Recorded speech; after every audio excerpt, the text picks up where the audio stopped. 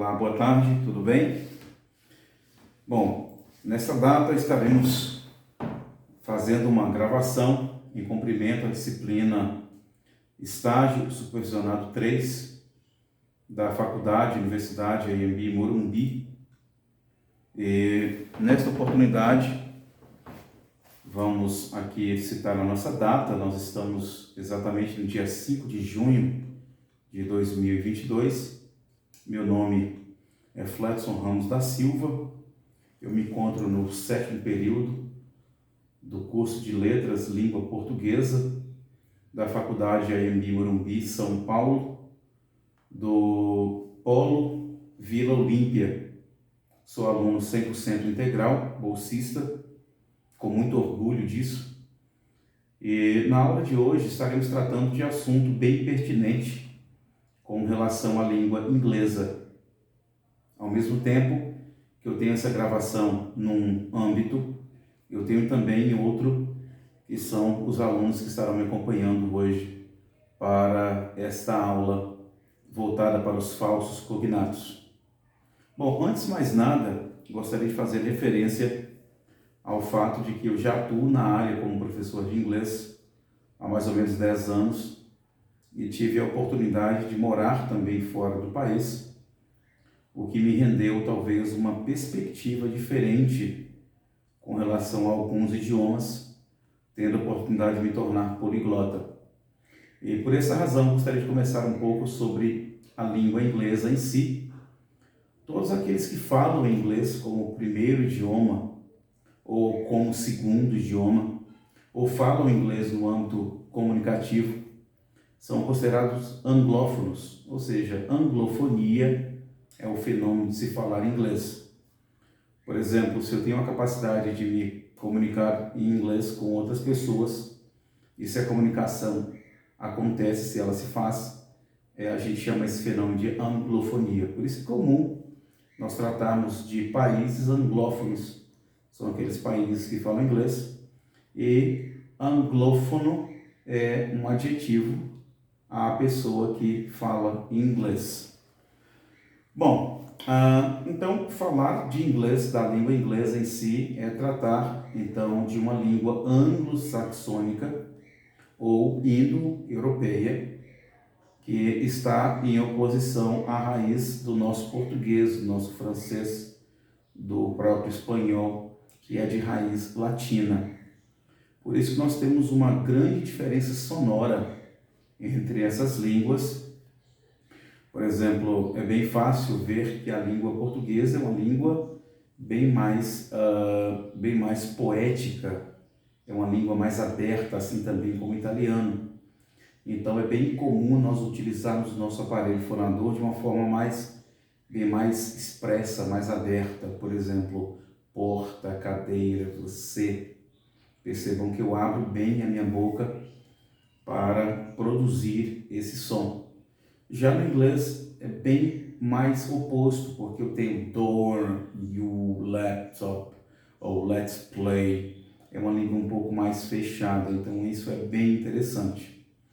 E também creio que é mister deixar claro que a língua inglesa, apesar de ser uma língua que não é fonética, assim também como o português, ou seja, nós não lemos as coisas como elas, nós não produzimos os sons de acordo com a grafia, de acordo com os fonemas que estão ali representados, mas nós temos muitas coisas em comuns. Por exemplo, o verbo to laugh, que é o verbo rir, ela é escrita como L-A-U-G-H, é o verbo to laugh. Então, se fôssemos ler no português normal, ou seja, se fôssemos ler como está escrito, ficaria como laug. No entanto, ninguém pronuncia dessa forma, a gente fala to laugh. Então, apesar dessas diferenças, dessas discrepâncias semânticas e também fonéticas, a língua inglesa, como foi uma língua que acabou se apropriando de muitas palavras e sons de outras línguas, inclusive veremos isso adiante, fato esse que fez com que o inglês se tornasse uma língua de privilégio atualmente. Nós temos também muitas coisas similares, ou seja, por termos uma raiz grega de palavras, o radical grego, ou até mesmo a questão da formação do idioma, muitas palavras nós conseguimos inferir o seu significado apenas observando-as. Que é o caso, por exemplo, da palavra, deixa eu ver aqui, application. Quando a gente vê uma palavra application, por exemplo, a gente tem já aquela ideia clara de que se trata de uma aplicação. No entanto, a aplicação nem sempre será uma aplicação com o mesmo significado que temos no português. Esse é o objeto de nossa apreciação, objeto de apreciação aqui de nossa aula, veremos logo adiante.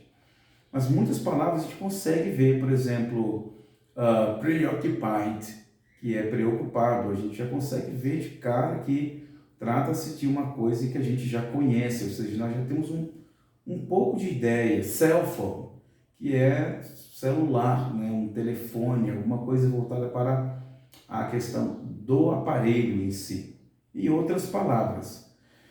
Mas quando tratamos de aprender inglês, nós geralmente o que fazemos? Nós levamos, né, o nosso primeiro idioma e nós deitamos em nosso primeiro idioma um segundo idioma. E para uma pessoa que já está em determinada idade, que já tem a sua língua materna bem sólida, essa pessoa tem a tendência de olhar para um segundo idioma e tentar associar as palavras que ali estão. E o objeto de nossa aula é exatamente essa, o erro que às vezes a gente comete de achar que todas as palavras que estão ali, e pelo fato de soar tão familiar, teria o mesmo significado, que não é verdade. Por exemplo, a palavra actually, que se escreve actually. Actually, quando a gente olha assim, parece que é atualmente. No entanto, actually é usado para mais um tom de na verdade. Vou utilizar a frase a seguir. Quando perguntado, do you speak English? Você fala inglês? Oh, actually, I speak English, Spanish, French, Portuguese, of course, and now I'm learning German. So, I'm learning German now. So, actually, I don't only speak like English, I speak French, Spanish, Portuguese, of course, because I was born in Brazil. And now I'm learning German. Então, a palavra actually, ela não tem o significado de atualmente, e sim na verdade. E atualmente, a gente diria nowadays. Por exemplo, nowadays, I'm teaching Spanish, I'm teaching English, but in fact, actually, I speak English, Spanish, French, what else? Portuguese, and now I'm learning German. Então, como vocês puderam ver, a gente utiliza essa métrica porque nós olhamos, por exemplo, para a palavra actually e achamos que significa atualmente, quando na verdade não é. A mesma coisa acontece com a palavra dada aqui no início de nossa aula, de nossa conjectura, que foi a palavra application. Application, in fact, is not about application the same of Portuguese. A aplicação não tem necessariamente a ver com a mesma métrica ou a mesma semântica da língua portuguesa. A gente fala application para quando você vai para uma faculdade, por exemplo, a uma universidade. Quando você se inscreve para alguma faculdade ou universidade, você pode utilizar o substantivo noun application. Por exemplo, by the way, this is true. Vou falar nisso, isso é verdade. After I graduate at IMB Morumbi University, I'm planning to go to Lisbon, and then I must go now and do my application, because next year I plan to go and live in Lisbon. Então, eu estou pensando, depois de cursar a faculdade na IMB Morumbi, fazer um mestrado em Lisboa, dado que a nossa língua materna é essa, e eu estou na licenciatura língua portuguesa. E curioso que já tive a chance de morar lá e nunca imaginei que fosse voltar para aquele país ou querer, né, em ter a intenção de voltar para lá para estudar, como que a vida dá determinadas voltas. Continuando, nós temos também a palavra assist. Assist dá a ideia de que seria assistir, né? E na verdade não é assistir. Assistir é o verbo to watch. E nesse caso aqui, o assist is the same of to help somebody. For example, when my students they need me, I assist them. Quando meus alunos precisam de mim, eu os ajudo. Então, essa é uma outra palavra que nós achamos, que nós sabemos o significado, pois quando nós logo que olhamos, achamos que se trata do verbo assistir.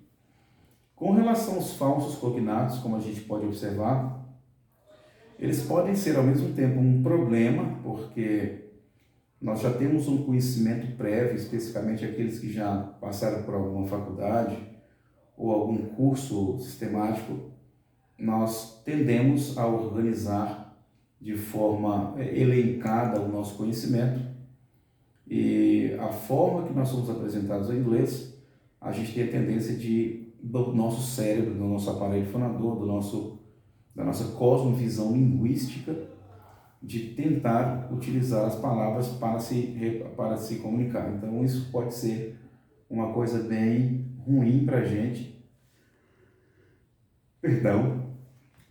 mas inclusive isso em comparação às crianças, por exemplo, elas estão à frente da gente porque as crianças elas não precisam de repente desse arrazoar, desse raciocinar, desse ponderar e comparar idiomas, né? Então essa é uma desvantagem que nós adultos temos com relação ao aprendizado dos falsos cognatos.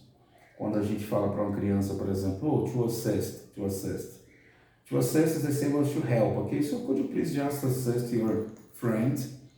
Você poderia, por favor, ajudar o seu amigo, né? No sentido de contribuir com algo. A criança não vai pensar, por exemplo, to assist, soa como assistir. Será que é assistir? Não, ela já é automática e já acaba absorvendo isso como um significado e um significante e logo em seguida aplicando isso no conhecimento geral. Mas nós adultos não, a gente tem ainda essa dificuldade de fazer uma dicotomia clara entre a nossa língua materna e a língua que estamos aprendendo. Então essa é uma desvantagem dos adultos para com as crianças e também uma vantagem, porque a gente pode sim criar um leque de associações. Então, eu costumo falar que nosso cérebro ele é infinito com relação a associações. Por isso que é preferível no ensino dos falsos cognatos nós tentarmos sempre associarmos o appointment, por exemplo, uma palavra que é um falso cognato, com algo que nós pudéssemos lembrar, que nós possamos lembrar a posterior. Então, sempre quando eu falo, por exemplo, appointment, em minha cabeça eu sempre penso num apontamento no sentido de apontar algo para dizer eu preciso lembrar disso amanhã porque eu tenho uma reunião. Então, appointment é uma reunião. Então, a diferença entre memorizar os falsos cognatos e associá-los a qualquer coisa, e aí a gente tem um leque de associações como acrônimos, como associação via mapa mental, via macetes, como nós costumamos falar coloquialmente. Isso depende muito de cada pessoa, às vezes a pessoa é mais visual, então ela vai poder de repente associar com uma pintura, uma imagem, às vezes alguém é mais áudio, né? Então a pessoa vai conseguir de repente ouvir aquela palavra dita por alguém, por ela mesma e associar. Algumas pessoas são kinestéticas e de repente seria interessante escrever uma frase utilizando appointment, a língua materna e também no inglês, e fazer talvez uma associação com relação à palavra appointment. Bom, o caso é que nós cada pessoa trabalha de uma forma diferente e seria importante que a gente associe as palavras ao invés de simplesmente memorizá-las. Por falar nisso, abro agora espaço para falar de dois linguistas atuais, da atualidade, contemporâneos. Um deles chama-se Stephen Krashen. Então, ele é escrito como S-T-E-P-H-E-N, Stephen, e Krashen começa com K. Stephen Krashen, ele é um linguista norte-americano, mora na Califórnia, e é dele a proposição, desde a década de 80, que agora se tornou um pouco mais em evidência, dado o uso de cursos de idiomas e professores de inglês para o ensino de idiomas, que chama-se shadowing, ou sharing, que é, na verdade, sombreamento. E ele fala da aquisição linguística, ou seja, a diferença entre o aprendizado simplório, o natural de uma língua, natural não, seria metodologicamente falando, aprender um idioma através de um approach, através de uma aproximação linguística. E ele fala da diferença entre a gente adquirir uma língua, como nós adquirimos um produto, por exemplo, quando a gente vai a uma loja de eletrônicos e nós ali compramos um objeto, e nós temos aquilo como nosso, ele chama isso de aquisição linguística, que é o processo que você aprende como uma criança aprende, onde você tem as fases de aprende, esquece, aprende, cresce, aprende, é seu. E ele faz uma contraposição com o fato de memorizar apenas. Então, se a gente memoriza que a palavra audience, que é audience, significa plateia, em algum momento do processo eu posso perder de vista esse audience, especificamente se eu não tiver uma utilização, uma prática dessa palavra. No entanto, quando eu ouço alguém falar e eu repito e aplico e internalizo isso passa a ter significado para mim. Nós chamamos de aquisição linguística, ou seja, é meu. Agora aquela palavra faz parte do meu repertório diário. E possa ser que eu venha a esquecer um momento ou outro daquela palavra, mas uma vez que eu tenha algo que sustente para mim, numa frase, numa música, eu vou me lembrar dessa palavra e eu vou começar a me lembrar das coisas que ali estudei.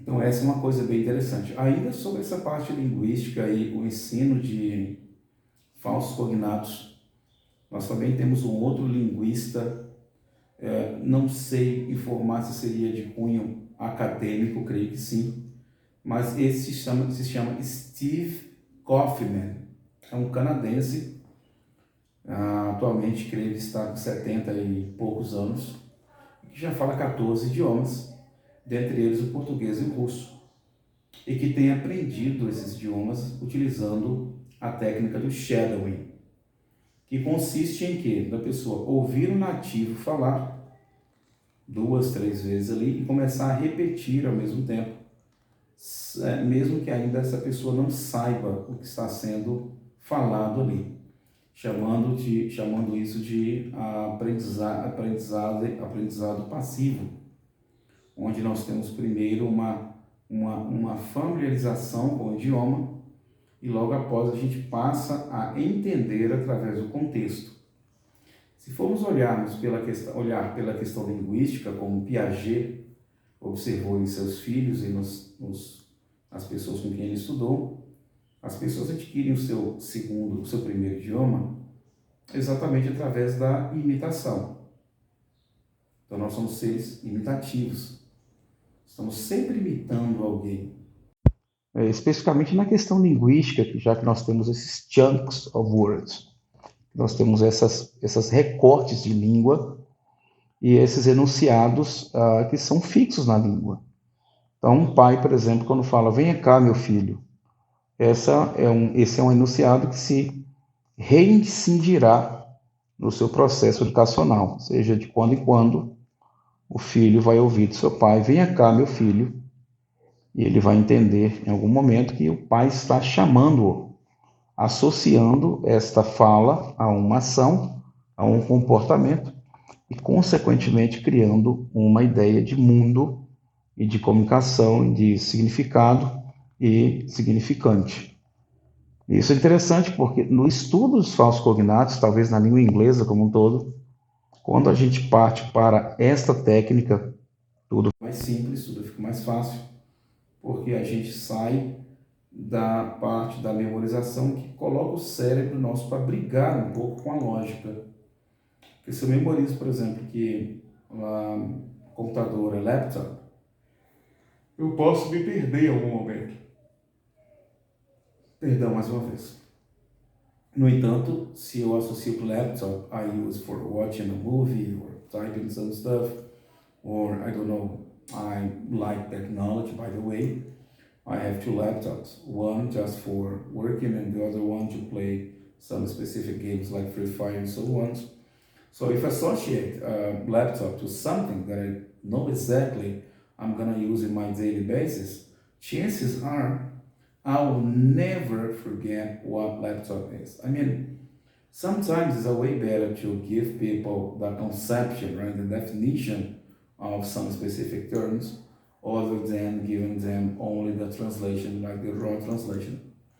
Então, se eu associo o laptop com algo que eu faço todos os dias, as chances são da palavra laptop se tornar algo bem comum em minha vida, bem efetivo, e logo eu passar a utilizar também como algo que faz parte da minha vida. Em síntese, a ensinar os falsos cognatos é importante. Devemos lembrar que os falsos cognatos são algo que nós temos como o nosso calcanhar de Aquiles linguístico, né? Poderíamos dizer isso. Mas talvez o falso cognato não seja algo tão latente como em outras línguas. Em outras línguas, talvez eles tenham um pouco mais de dificuldade, como a comunidade hispana com relação à letra L, né? L, lá, já que a gente não fala L no espanhol dessa forma. E para a gente também tem o TH, ou seja, cada língua que vai, cada povo e nação que vai aprender a língua inglesa como um todo, terá aí as suas peculiaridades. Nós temos os falsos cognatos e é importante que nós prestemos atenção nisso aí. Agradeço a todos por esse momento, espero que eu tenha sido de alguma ajuda para alguma informação nova, algum caminho novo com relação aos falsos cognatos. Agradeço a todos, muito obrigado, até a próxima.